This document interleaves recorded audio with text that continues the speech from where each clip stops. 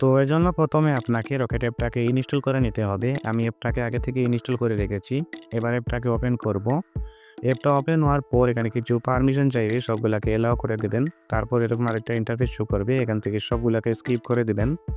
Skip করে দেওয়ার পর এখান থেকে আমাদেরকে এরকম আরেকটা ইন্টারফেসে নিয়ে আসবে। এখানে আমরা যে নাম্বারে আমাদের রকেট অ্যাকাউন্টটাকে লগ ইন করতে যাচ্ছি সেই নাম্বারটা এখানে দিতে হবে। তো আমি আমার নাম্বারটা দেওয়ার পর এখানে নেক্সট বাটনে ক্লিক করে দেব। তারপর এখান থেকে যে নিচে আই আন্ডারস্ট্যান্ড একটা বাটন দেখতে পাচ্ছেন, এখানে একটা ক্লিক করে দেবেন। এবার আপনি যেই নাম্বারটা এখানে দিয়েছেন, যে নাম্বারে রকেট অ্যাকাউন্টটা লগ ইন করতে যাচ্ছেন, সেই নাম্বারে একটা কল আসবে। তো দেখতে পাচ্ছেন আমার এখানে একটা কল চলে আসবে, একটু অপেক্ষা করতে হবে। তো দেখতে পাচ্ছেন এখানে একটা কল চলে এসেছে, এখানে আমরা কলটাকে রিসিভ করব। তো এখান থেকে আমরা কলটাকে রিসিভ করব। কলটাকে রিসিভ করার পর এখানে থেকে কিপ্যাড অপশন দেখতে পাচ্ছেন, এখানে ক্লিক করে আপনার যে রকেট অ্যাকাউন্টের পিনটা রয়েছে সেটা এখানে আপনাকে লিখে দিতে হবে। তারপর কিছুক্ষণের মধ্যে অটোমেটিক কলটা কেটে যাবে এবং আমাদেরকে এখানে কিছুক্ষণ অপেক্ষা করতে হবে। তো আমি এখান থেকে অপেক্ষা করছি।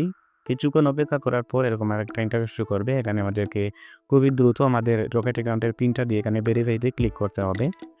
তারপর আমাদের সামনে এরকম আরেকটা ইন্টারফেস শো করবে, এখান থেকে আমাদের পিনটা রকেট অ্যাকাউন্টের পিনটা দিয়ে এখানে লগ ইনে ক্লিক করব। তাহলে কিন্তু আমাদের রকেট অ্যাপটা খুব সহজেই লগ ইন হয়ে যাবে। তো এখান থেকে আমি ক্লিক করে দিচ্ছি। তো এখানে আপনারা দেখতে পাচ্ছেন আমার রকেট অ্যাকাউন্টটা খুবই সহজে আমি লগ ইন করে ফেলেছি।